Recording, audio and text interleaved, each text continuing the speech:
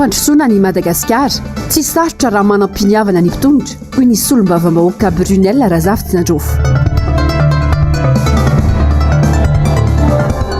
Mpisolo vava ny Raissa Razaivola miantso fahafahana vonjimaika.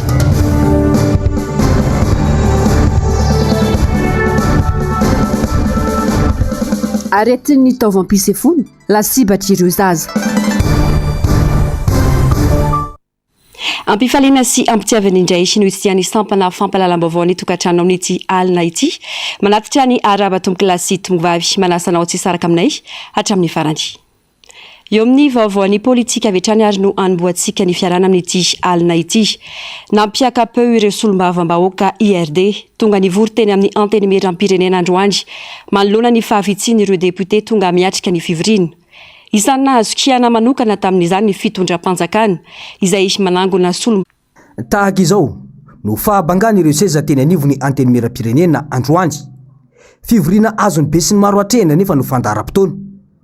Tolo-dalàna momba ny rafitra sy ny fampifeheza ny mpanakanto malagasy no tokony hotonina sy lanina.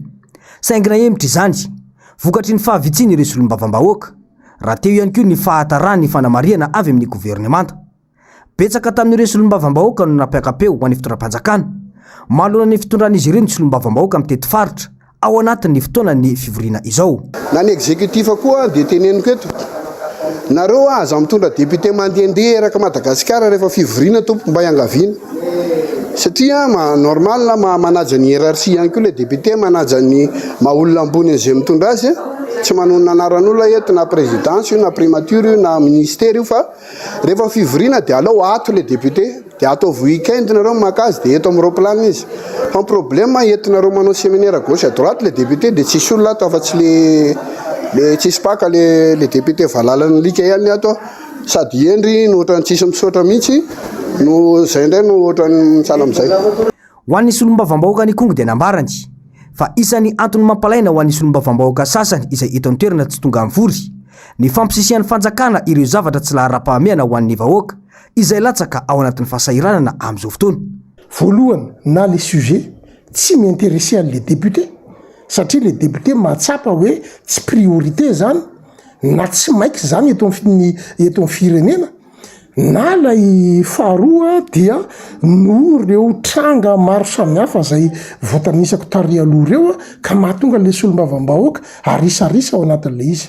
Fahatelo dia hoe tsy tokony ampifanindrina amina sesy dia rehetrarehetra ty zay mirazotra amin'le vanim-potoana ivorian'le solombavam-bahoaka dia zany rehetrarehetra zany miteraka le absentéisme daholo na miteraka le tsy fahatongavana mivory. Tsara trany ny mampatsiahy fa efa nisy ihany koa ny fanangonana ny fanjakana ireo solombavam-bahoaka tahaka izao teny amin'ny CCI Vato ka nampiemitra ny fandaniana ny lalàna mandrafitra ny fanabeazana tao anatin'ny fivoriana ara-potoana izao. Etsy andanina nefa dia mahazo solon-tsakafo isan'andro ny solombavam-bahoaka iray mandritra ny feptom-pivoriana 90 andro. Zo izay sitrahan'izy ireo na tonga na tsy miatrika fivoriana io. Ankoatr'izay ny resaka solika.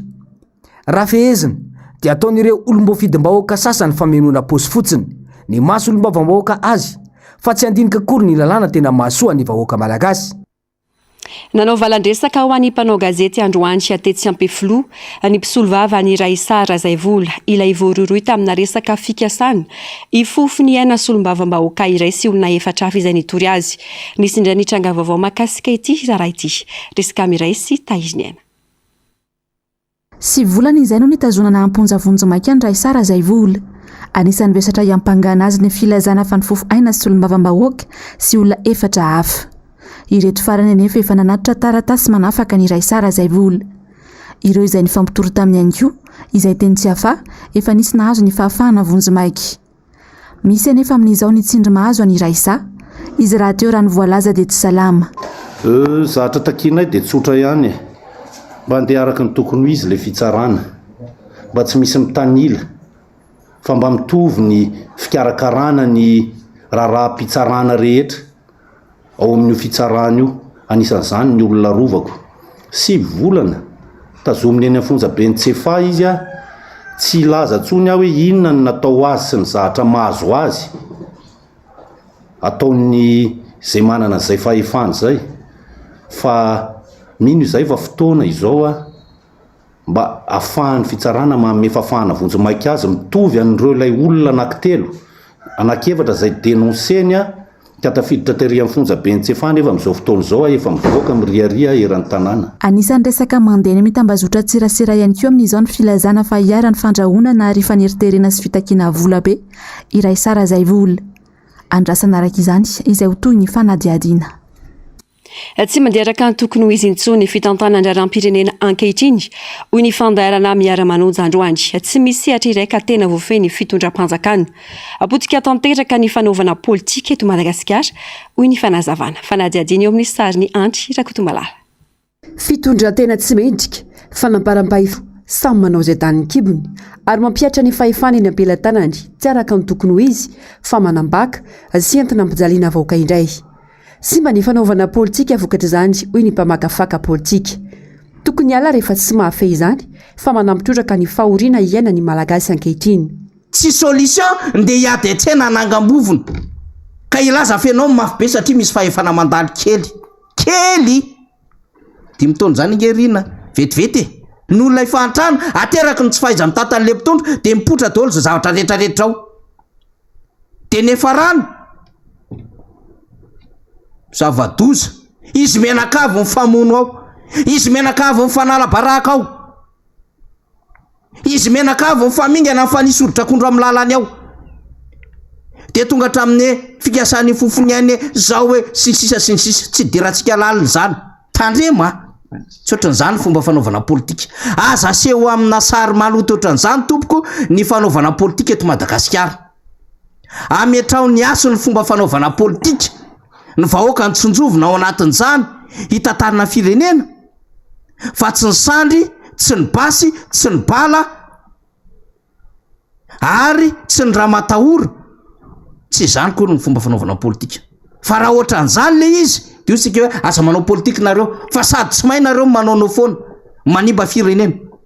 Aza manao politika tompoko ampanitretena ny tenenana an'izay. Ao anatin'ny fanavaozana ny lisam-pifidianana isika amin'izao fotoana izao. Maro ireo asa tsy mandeha ary mametraka ayay ny olom-pirenena hatramin'ny mpanao politika. Efa mitady ho leo ny rehetra satria vao tia ampiandohana dia efa maro sady ny lesoka ny amin'ny fomba fanaovana izany. Toy ny tranga atao amin'ny distrika na Tsimdrano, lasa manenjika isa fotsiny ireo mpanesam-pifidy. Misy tokantrano lalovana fotsiny, misy indray ireo navita fa tsy nahazo fanamarinana. Santionana ireo. Manana didy sandraikitra goavana manoloan'izany antoko politika amin'ny fanabeazana sy fanentanana ny olom-pirenena, isoratra anarana sy anara-maso ny fanaovana izany. No antitra tery ny solombavam-bahoaka ihany koa fa halala tokana azona antoka ny sy ny fifidianana mangarara ny dinika nasionaly aka tsy tokony tamatamy iroso amin'izany ny mpitondra fanjakana. Misy vanim-potoanany ny fantanterahana lisy fifidianana tsy hoe mandritra ny taontsika dia hanao lisy fifidianana foana fa voafetrany lalàna izy io. Mariana zany fa ny hoe ny voalohan'ny volana oktobra ka hatramin'ny faran'ny volana desambra 2024 aloha ty resaka refontina lisy fifidianana ity.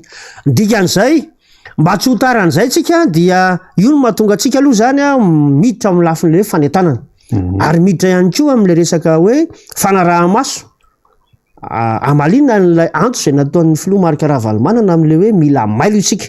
Dia izay fahamelon'izay mahatonga atsika mametraka an'ireny tompona andraikitra tsokajonireny ato anatin'ny atokotiko Madagasikara manao an'izay fanaraha-maso sy fanentanana izay.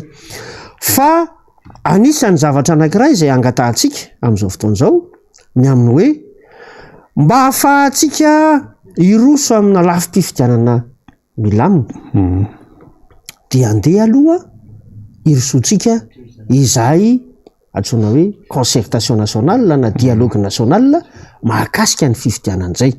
Efa tsy maro toerana ilay fitondrana vokatry ny fitantanana tsy mahomby izay ataony anika lasa miaro tena sisa amina zavatra tsy tokony arovana tena ary nefa ny tsy fanatanterahana n'io resaka dinika nasionaly io no vao maky ara sanaty hiteraka olana goavana ho an'ireo mpitantana amin'izao fotoana izao.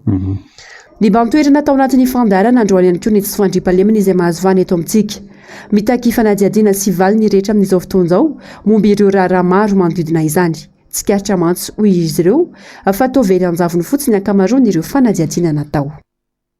mampimenomeno ny ankamaroa ny solombavambahoaka ny fahataran'ny boky mirakitra ny tetim-bola-panjakana ho an'ny taona 2024 mampiseho ny mafitondrana mpanjika lalana azy ny fitondrana ankehitriny ho izy ireo. Tadi-baovao ny Germaine Menjanary sy Mano Randriamalala. Hatramin'ny androany dia mbola tsy tonga eny am-pelantanany ireo solombavambahoaka ny Madagasikara ny lalàna amin'nyfeny ny tetim-bola-panjakana ho an'ny taona 2024. Raha ny voalazan'ny lalàna anefa dia iray volana mialoha ny andiniany ireo solombavambahoaka izany no tokony voarain'izy ireo ny boky mirakitra ny firafitra izany. Raha ny fampitam-baovao tonga amiko aloha dia tonga amin'ny ampahany lay lalàna fehezana ny teto-bola taona 2024 dia mazava ho azy fa raha ohatra ka mbola ampahany ny tonga dia mbola tsy mandray fanapahakevitra amin'ny fanaparitahana azy na fizarana azy ny eo anivo mipiramaritra dia mazava ho azy ny fiatraikan'izay miena trano zany ny fotoana ahafahana mandinika lisy mamaky lizy araka ny tokony ho izy dia sarotra zany no hitondrana fanitsina rehefa aveo na sarotra ny hitondrana an'izay mety fahatsapahan'ny tena ka hoe amalina ny etaeta le fiarahamonina na hoe le zavatra andrasany le firenena any zany ny fiatraikan'ity raharaha ty raha zao fiaingan'izao. Olana ateraka io hoy ireo solombavambahoaka ny fiainany fepitona andiniany izany ary miteraka fahateren'ny fotoana ahafana mametraka fanitsina tena atao amin'izany. Lasa mampiseho ny mahafitondrana tsy mahatandalana azy ny zavamisy hoy kosa ny solombavambahoaka izay voafidy tao amin'ny distrika ny Antanifotsy. Tsy mbola tonga tsy afaka étudienay zany. Mety misy tonga ao fa mbola tsy ampy. Zay ny mahatonga anay hoe tsy afaka manao nini. Manao antsoavy ihany mba atero re. Tsy manara-dalàna ny tsika. Tsika ho. Satria ao anatin'izany fitondrana zany zay. Assemblée nationale, institution anankiray eto Madagascar, élu du peuple. Zay ny manao lalàna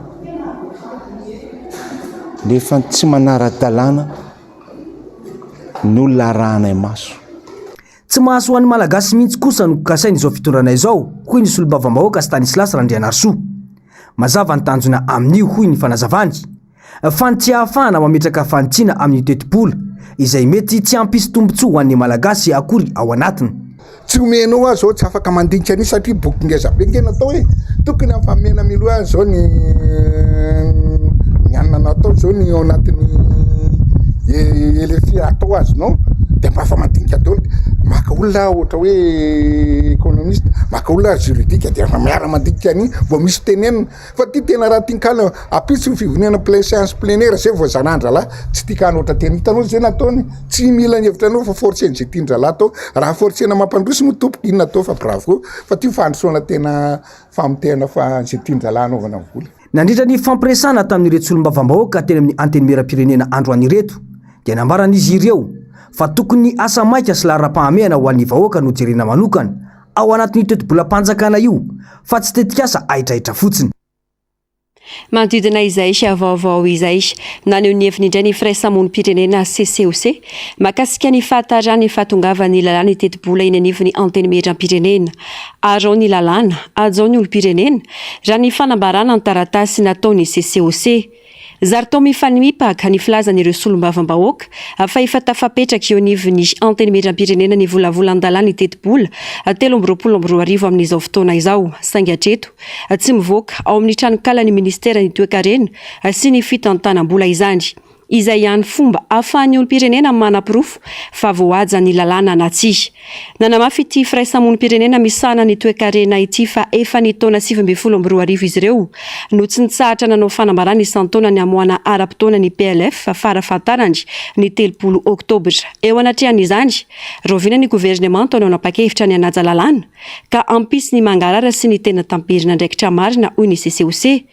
Hatramin'ny sin'ity fitondrana ity sy atao anatin'ny amianatrandy no nandanina ny volavolan-dalàna mifehy ny tetim-bola izay ankina ny fiainan'ny pirenena anefa.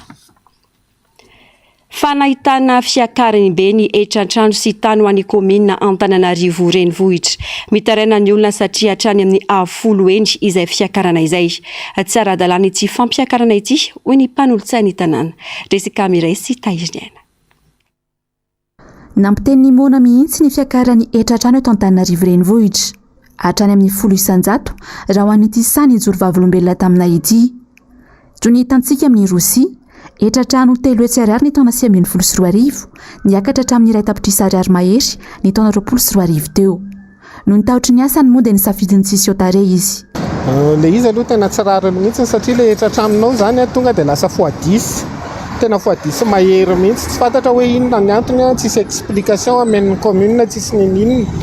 Fa ny zavatra niremarkena fotsiny zany tao aorianan'ny zareo nanao descente hoe manao malisa trano ny commune, dia iny ny surprise mivoaka tany. Tamin'ny zareo tonga moa zany dia hoe misy titre ve ny taninareo, cadastre ve ny tany, misy autorisation de construire ve ny trano, zay zany ny fanontaniana mipetraka. Misy jiro ve, misy rano, mampiasa plaque solaire ve ianareo. Dia valiana daholo moa zany ny fanontaniana natao dia hoe fa inona ny anton'izay zavatra ataonareo zao, dia hoe manisa trano fotsiny zay. En fait tonga amin'izay zany le fotoana ty ariana 5 mois après dia tonga dia zao zava-misy multiplication fois 10 na etratrano. Zay zavatra iainana, tsisy fanazavana, tsisy ninina hoentin'ny commune urbaine. Nanapa-kevitra ny tsy andoha ity etra meo-pampany ity moa izy. Ho azy raisiny ho fanambanina ny ataon'ny commune. Vola be takiny izay tsy ahitana tambirina andraikitra akory. Tena amiko manokana aloha le izy ohatran'ny fanambanina fotsiny. Hoe io misy dia tikano tsy tikano. Voalohanao le vola dia aloavy, dia tsy voalohanao dia ho avy zany ny commune rehefa avy eo hoe inona ny mesure d'accompagnement ho raisiny amin'le izy. Fa tena trop. Tena mbola tsy hay fa hiezaka hijery service de réclamation raha mi-existe fa pour l'instant aloha zany tsisy fahavononana andohany. Mpanolo-tsaina akory. Rehefa niteraka resabe mikasika ny etra dia nampianan-tsona fivoriana mpanolo-tsaina indray. Izaho anefa efa naparitaka eraky ny boribory tany sahady ny fampiakarana ny etra. Ny zavatra noresahana taminay tamin'izay nandinika ny teti-bola farany teo dia hoe miakatra be ny teti-bola ho an'ny 2023, miakatra 11 milliards d'ariary, mihoatra ny teo aloha ary fiakarana tena mihoapapana be zany fiakarana zany. Raha nisy ny fametrahana fanontaniana tamin'ireo tompon'andraikitra izay miandraikitra ny vola sy ny fampidiram-bola eo anivon'ny commune dia nazavaina taminay dia hoe isan'ny mampiakatra be an'io ny fanitarana an'ilay fampiakarana ho an'ireo boriboritany anankidimy.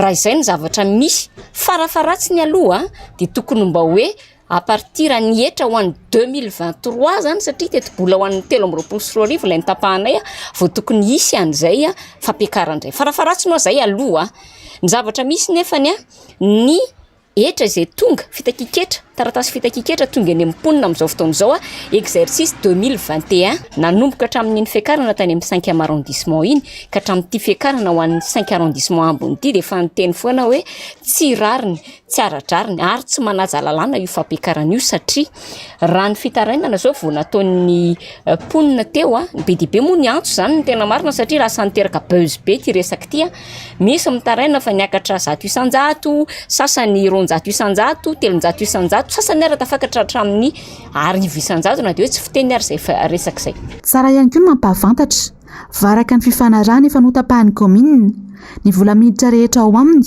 isan'izany etra dia alefa any amin'ny SMGD na ny Société Municipale de Gestion Digitale avokoa ny 30,000. Lafim-baovao hafa kosa indray mitohy hatrany ny fitakiana ataony solitena ny pona ho toliara ny ampijanonana ny fitrandrana ataony basy toliara. Ity orinasa ity izay mitrandraka fasy mainty lafiny maro no anoera ny pona ity fitrandrana ity. Fanadiadiana eo amin'ny sariny Tahiriniana. Efatra amin'ny taona 2024 no nanoatra fitrandrana fasy mainty ataony basy toliara ny pona avy any an-toerana. Ity orinasa ity izay hita ao Ranobe 50 kilometatra miala ny toliara. Mitrandraka fasy mainty azahoana ilay antsoina hoe ilmenite, zircon, âge utile. Olana maro no ahinim-pona ho ateraka ity fitrandrahana ity. Misy ala 460 hektara ho simba io ala eo anefa ny 70,000 ny fiainan'ny fokotany Ranobe Benetsy tsy afandoky miaina amin'io ala io nefa ala io ho simba raiky zay. Tsy vitany hoe ho simba raha tsy azo iliranay nefa ao ny fila velomam-po, ao ny mila hany, misy hoe babo, balo, ao lafa avy gn'andro kirizy. Tsy vitan'izay avao koa fa amin'io ala io ro farmasinay gn'ampela zao lafa hiteraky amin'ny agnaly egny ndra tsy hiteraka avao fa lafa mararirary avao, lafa mafana sandry avao mandeha agnaly egny.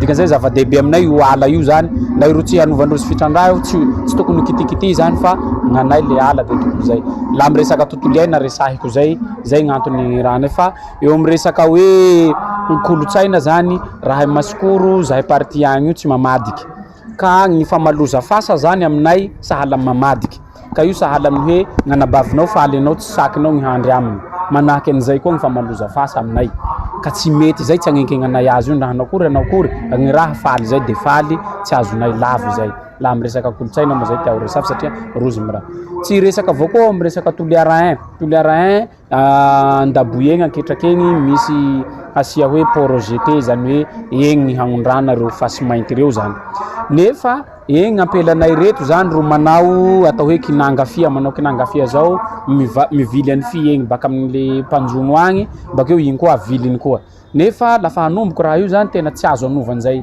activité zay zany gn'eo fa direct hoe egny tsy azo andalondalovagna egny ka hanao velomam-po ino moa zany le ampela tsy vitan'izay fa gny mpanjono tsy afaky mandeha eo hanao velomam-po ino hihina amin'ino moa zany la ohatsy hoe raha gny raha tia nefa gny raha matseriky de mivola rozy fa hoe teraky asa io aminay fa averenan'asa satria la araky ny fahalalana azy gny voasoratra ao de hoe 450 personnes na 700 avao gny olo hiasa raikitra ao alors que gny olo mpampiasa an'igny riaky igny laha mpanjono avao any hoany amy valorivo agny araky ny taty sy gn'ataony fikambanany tantsaha de tsy resa koa gny mpamboly zay mampiasa an'io manakaikaiky an'io ala io agny hoany amin'ny 3 arivo mahery agny ny fokotany 3 io 3 arivo mahery io miampy valorivo de angalanao 700 fampisian'asa ave zay sa fa averenan'asa aminay zany aleo tsy misy io satria maro gn'olo perta amin'ny fisiany raha io maty tanteraky zany le fiaigna ny taona 2024 no nahato ny fitrandrana nataony orinasy tsy fampiatona ihany anefa notakim-ponina fa fanajanona tanteraka mihitsy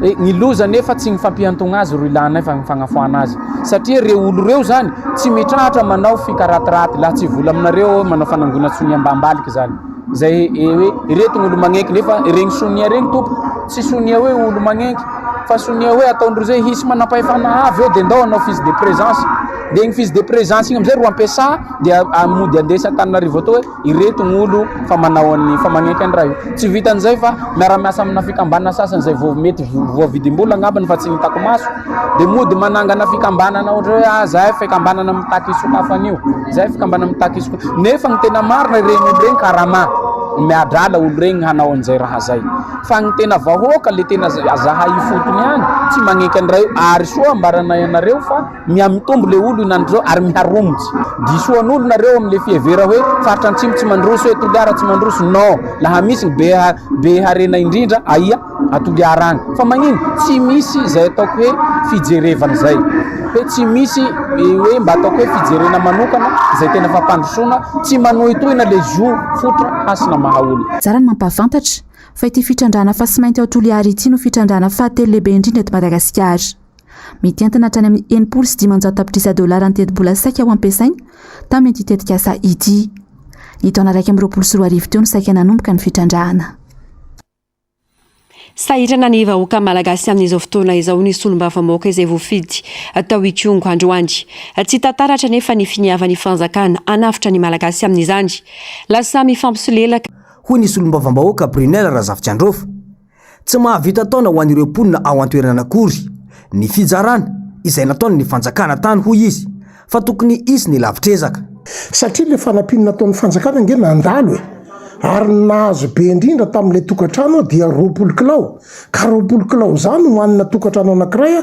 tsy maharitra zany fa izy le teneniko teo hoe tokony mbola isy fandraisana andraikitra hafa zany anaraka an'iny de fizarana masom-boly dia rehefa voazara le masom-boly de tokony misy an'izay accompagnement sy misy an'izay fa metrahana rafitra mba hahafahany misy ampiarahamonina mifampifehy zay fa raha tsy zany tsy tafavoaka satria lasa mifangalatra le fiarahamonina satria lalipaka loatra le fahantrana lalina loatra le fahasairanana mahantra ny vahoaka hoy ity solombavam-bahoaka ity saingy tsy misy ny drafitra sy ny politika mazava hoentin'ny fanjakana hiadiana amin'izany de ny olana nefa de zao hoe rehefa samy sahirana mpiray-tanàna de zay manana kely angalaro ny hafa de zay no mahatonga ana verina ihany ary hoe ameo siedra ny any fotony mametraka dina dina ny fandriam-pahalemana, dina ny famokarana. Zay tovolahy rehetra tsy miditra an-dakilasy tsony ka mihoatra ny 20 taona dia mila manana carnet mpamokarana. Dia ny isa mpiarahamonina, ny isa dina no mamaritra hoe zao ny zavatra tsy maintsy ataonao, zao ny zavatra tsy maintsy ataonao. Dia ny fanara-maso any zao dia hoe fambolena akondro, fambolena mangazo ny tena hoe mety amin'le tany satria tsy dia manana velara-tany malalaka ambolena vary. Dia zay zany no diktena ao anatin'ilay dina mpamokarana hoe tovolahy mihoatra 20 taona tsy mianatra tsony dia mila manana fototra-kondro 100, mila manana volo-kazaha na volo-mangazo zao vala na zao dia. Amin'izay fotoana zay ny rehetrarehetra no engagé, rehetrarehetra no miaraka manao dia mifampiambina fanara-maso. Fa ny olana amin'izao tsisy zay zavatra zay. Dia zay mbola manao effort ka manao kely dia angalarin'ny sasany satria efa tena hoe rebaka tanteraka, efa tena hoe vo tanteraka. Donc mila hetsika goavana be ary mila élan vaovao mihitsy apetraka amin'ny sehanan'io. Fa raha tsy zany ho landritra fotsiny ireo olona ireo fa tsy ho voavaly olana fa dia mbola itoly kere. No mafisy n'ity solombavam-bahoaka ity atrandy fa isan'ny antony miteraka ny tsy fandriam-pahalemana ny anoanana izay mahazo ny malagasy ankehitriny io. Ilaina ny fanomezana andraikitra ny vahoaka eny ifotony. Dia niady izay ihany hoe andro masom-pokon'olona sy ny dina. Any amin'ny faritra zany dia mametraka dina. Ary io dina io rehefa avy eo tsy mijanona fotsiny ihany ao anatina hoe dinana fandriam-pahalemana fa tafiditra ny anatin'ny dina mpamokarana, tafiditra satria zany nge no miteraka olana be ara-tsosialy amin'izao fotoana izao, miteraka fahantrana lalina satria zay manokatra fahandraharana rehetrarehetra na andreny vohatra na ambany vohatra tsy maintsy voatafika jiolahy foana, tsy maintsy ravana jiolahy foana. Ahoana ny ahafahantsika manohatra an'izany sy mametraka tontolo ahafahantsika miaina tsy misy tebiteby, ahafahanisa tokantrano mihary. Dia tsy maintsy zay ihany hoe dina sy andro masom-pokon'olona. Dia amin'izay fotoana zay mpitandro filaminana en second degré na midingana faharoa efa tsy vita eny anivon'ny fokotany lay raharaha, tsy vita eny anivon'ny tompona andraikitry ny dina, zay vao miakatra any amin'ny mpitandro filaminana, zay vao makany amin'ny tribonaly.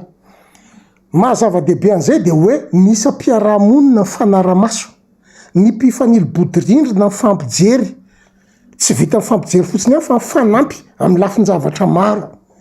Dia zay ihany ny hitako vahaolana amin'io satria tsika dia médecin après la mort foana, efa tapaka lohan'ny mairie vao hoe misokatra ny fanadihadiana, very ny zazavary ratsy vao misokatra ny fanadihadiana, amidy ny voamasori vao hoe misokatra ny fanadihadiana, miparitaka ny tolapaty atsy vao hoe sokatra ny fanadihadiana, maty ny ray mpianakaviana tafiana jiolahy zay vao hoe sokatra ny fanadihadiana. Mandra-paovintsika no anaiky fa misy fay lay système de sécurité mipetraka eto tsy mifanaraka intsony amin'ny toe-javatra misy ary tsy mahavaly ny zavatra andrasantsika. Tsy sarotra ny fampandroana ity firenena ity raha toa ka tena manam-piniavana ny mpitondra saingy ny tazana dia fisolelahana ho an'ny samy ao an-dapa no betsaka. Anika na diso lalana zany fitantanana ny firenena dia samy mitazana sy mitehaka ihany no ataon'ireo mpanohana fitondrana. Any amin'ny faritra laotra mangoro tsy misy vahaolana ny fahatapahan-jiro any an-toerana. Marobe anefa ireo fianakaviana amin'ny antehatra amin'ny herinaratra no miena fidiram-bola. Nanao ny fanadihadiana mahakasika izay ny mpanao gazety ny NBS any an-toerana. Anisan'ireo faritra miaina ny fahatapatapahany herinaratra ny atao anatin'ny renivohitra ny faritra laotra mangoro. Fantatra fa mila herinaratra hatrany amin'ny 5 kilowatt ny tanàna Ambatondrazaka Isakarivo. Tsy ampy 420 kilowatt nefa izany noho ny fahafatesany milina anankiroa izay mamokatra izany herinaratra izany. Vokatra io dia lasa miaina délestage tournante ny tanàna Ambatondrazaka Isakarivo. Ankoatran'ny herinaratra dia anisany mbola olana lehibe tsy mety voavaha ny lafin'ny famatsin-drano atao anatin'izany renivohitra ny faritra laotra mangoro izany. No marininy avy eo anivon'ny orinasa Jiramamo fa dia efa misy ihany ny ezaka ataon'izy ireo amin'ny fitadiavana vahaolana mba hamalina ny filanin'ny olona ho amin'izay resaka famatsin-drano izay. Fa raha iverenana ny mahakasika ny famokarana herinaratra atao anatin'ny tanàna Ambatondrazaka dia nanamarika ihany koa ny tompondraikitra avy anivon'ny orinasa jirama fa efa orinasa hafa mihitsy no miandraikitra n'izay famokarana izay fa ny mitsinjara sy mivarotra izany sisa no anjara andraikitra ho an'izany orinasa jirama izany. Itsikaritra aloha zany hatreto dia arakaraka ny hoe nanomezana olo-kafa ny lafo ny famokarana herinaratra eto anivon'ny tanàna Ambatondrazaka no vao maika mihamafy ny iainan'ny mponina izany délestage izany. Hatramin'ny ovinary no iainy ity délestage tournante ity na ny fatapatapahany famatsiana herinaratra sy ny famatsin-drano ity ny tanàna Ambatondrazaka. Mbola tsy voafaritra ny makazik'izay hoy ny avy eo anivon'ny orinasa jirama. Pejy fahasalamana ireo zaza no tena lasibatra amin'ny aretin'ny taovam-pisefona amin'izao fotoana izao hoy ny mpitsabo. Mila mailo sy manantona toeram-pitsaboana avy hatrandra vao misy ny tranga hafahafa ialana amin'ny mety ho fahasarotana hoy ny fanazavana. Avitra Solondrabe sy Andry Rakotomalala. Miakatra be ny tany aretin'ny taovam-pisefona herinandro maromaro zay. Io ny loton'ny rivotra izay avy telo eny. Mihoatra ny tatakin'ny OMS na ny sampandraran'ny firenena mikambana momba ny fahasalamana. Antony iray mampirongatra ity aretina ity ihany koa ny fisokon'ny Covid-19 hoy ny mpitsabo iray. Amin'izao vanim-potoana izao aloha zany raha ny zazakely manana olona raha taovam-pisefona raha amin'izao tsika hoe volana faraparan'ny volana Novambra zao dia tsy latsaky ny 20 isan'andro raha mandalo eto aminay eto. Vokatry ny aretina maromaro izy io. Voalohany aloha misy ny epidemina gripa.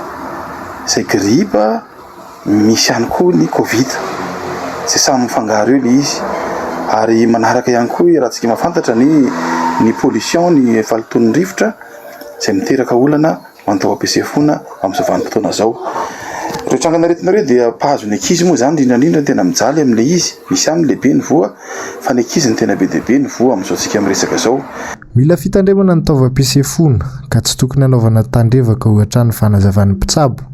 Mila mitandrana ny rehetra rehefa misy soritra aretina fa tsy tokony hanao dokotera tenany. Ny fepetra aloha zany satria ny taova ny miavokavoka dia nisan'ny organe vital mila fitandremana tsara tsy azo atao atsirambina mihitsy raha ohatra ka misy ny fahasarotana na misy ny aretina mahazo ny zaza. Raha misy zany ny kokoaka kely metomboka amin'ny kokoaka ilay aretina dia tokony manantona toeram-pitsaboana moa zany ny ray aman-dreny fa tsy manao dokotera tena na automédication ao an-trano. Ny Covid anisan'ny tena mahatonga ny fahaseporana amin'izao io koa. Fa nandraitsika varimbarina ny any an-trano hoe allo hoe takona fotsiny amin'ny resaka hoe gripa ilay izy kanefa ny tena mamely ny Covid. Ary somary ny anahery vaika indray izy amin'izao tsika miresaka izao. Be dia be ireo olona efa manomboka misy ny tranga sarotra na ny forme grave izay miseho anatina fiarahamonina amin'izao. Ankoatr'izay dia mirongatra ihany koa ny kitrotro amin'izao fotoana izao ka mila mitandrana sy mailo hatrany ny rehetra ho hiatran'ny fanazavana ity mpitsabo etsy amin'ny toeram-pitsaboana tsy miankina iray etsy 67 hektara ity. Fanakalazaina andro hoan'ny andro maneran-tany adiana amin'ny diabeta. Aretina sokajiana ho amavan'ny rehetra kanefa dia aretina mety hitarika hatramin'ny fahafatesana sy ny fanapahana ratsambatana mihitsy. Tsy misy afa-tsy ny fanaovana fitiliana ihany vahaolana ahafahana misoroka sy manara-maso azy hoy ny mpitsabo. Avitra Solondrabe sy Andry Rakotomalala Trandry. Efatra isan-jaton'ny malagasy ny voan'ny aretina diabeta raha ny taremarika navoakan'ny OMS. Aretina atahorana izy ity noho izy mitarika aretina maro samihafa ary manakirotana ny fiasan'ny vatana iray manontolo mihitsy. Toy ity ramatoa iray ity efa heritaona izy zao nahafantatra fa voan'ny diabeta. Matahotra ihany ny tena noho ny fery izay tsy mitsaha mitombo eo amin'ny ranjony. Tena zalo fotoana lasa zany misy aretina izay dia natao ny test rehetrarehetra dia ke diabetika dia izay any ambavoatra dia ny eritreritra zany hoe rehefa sitrany eo dia tsy misy tsony ilay izy. Ahita teoriana mbola toy za zany hoe any ambavoatra misakafo ankotra na tsy mifady sakafo ninina mihitsy dia izay ndray vao fantatra hoe kely diabeta nety mihetsika. Maro ny toeram-pitsaboana no mandray an-tanina ny fikarakarana an'ireo olona marary n'ity aretina diabeta ity. Ambany ny tahan'ny fitiliana raha ny fanazavana. Za rehefa misy fiantraikany mafy amin'ny vatana vao tonga manatona mpitsabo ny olona. Nodison'ny mpitsabo ihany koa ny filazana fa mahafaty ny fampiasana insuline fanafody fampiasa amin'ny ity karazana aretina ity. Ny raha tsika nahita moa zany nadalohana tao anatin'ny coronavirus fa be dia be no olona diabetika hita. Ary manamafy ihany koa nefa ny taremarika navoakan'ny OMS hoe ao anatin'ny ankoatran'izay dia moaten'ireo olona reo zany presque hoe tsy fantatra daholo le toe-batany mahadiabetika anazy. Zay no mahataitra ny olona hoe oe tao be lehibe ny diabetika fa ny tena marina betsaka mihitsy fa ny akabeazany presque tsisy diagnostique daholo zany. Misy olona zany tsisy hevitra mihitsy fa tsy maintsy hoe raha te ho velona dia tsy maintsy manao insuline izy. Betsaka be nefa ny olona mivoy any ambadika any hoe tsy dia manao insuline zany mahafaty zany manao insuline zany ratsy dia lasa fahasahiranana be ao aminay dokotera zany no mitarika ny olona hoe tsy maintsy manao insuline nefa tena ny insuline zao efa mihatsara ny kalitao indrindra hoe ny momba fitsindromana azy akisy kely valo volana zany tsy heniny akory hoe mitsindrona insuline efa mandeha ho azy zany amle zaza zany rahatany mbola tsisy fitsaboana ny diabeta hoe akoatran'ireo zavatra tena hoe fanafody hoanina efa vita aseda daholo amin'ny tsindrona insuline reo ihany. Androany dia nisy ny fitiliana maimaim-poana nataon'ny toeram-pitsaboana iray etsy faravohatra entina hanamariana ny andro maneran-tany adiny amin'ity aretina ity. Raha R1,00 hatramin'ny 5,100 ny fitiliana rehefa andavanandro. Tsy fitandremana amin'ny sakafo hohanina be siramamy sy matavy loatra ny matetika mahatonga ny aretina. Eo koa ny tsy fahampian'ny fampiasam-batana. Vokadatsy ny diabeta mety ho fantatra efa fantatra zany eo vokadatsy ny lanan-drà moa tena misotrana le izy zany lanan-drà madinika any amin'ny maso mety mahajamo mety mampiena amin'ny fahitana any amin'ny ray mety mavovoa mety mamedy hoe insuffisance rénale dia manao dialyse any amin'ny nerf lasa maty malela simba daholo ny fandrenesana rehetra amin'ny nerf fa mety ho avy koa izy any amin'ny ati-do tsetsina lanan-drà navary lanan-drà ny ati-do manao AVC any fo tsetsina lanan-drà mamelona amin'ny fo dia manao ndray crise cardiaque reny dia any amin'ny miakatra ny tension any amin'ny lalan-drà amin'ny tongotra ambany iny raha tsetsiny dia lasa tapahana ny tonga dia kanafahana ny tonga. Eky ny fanazavana trany dia tsy ny diabeta ny mamono olona fa ny voka-dratsy aterany. Misy mihitsy ireo tsy maintsy tapahana ny ratsany raha efa manonitra ny fery. Mijany eo amin'izay vaovaon'ny fahasalamana izay ihany sika atao anatin'ity fanadihadiana manaraka ity.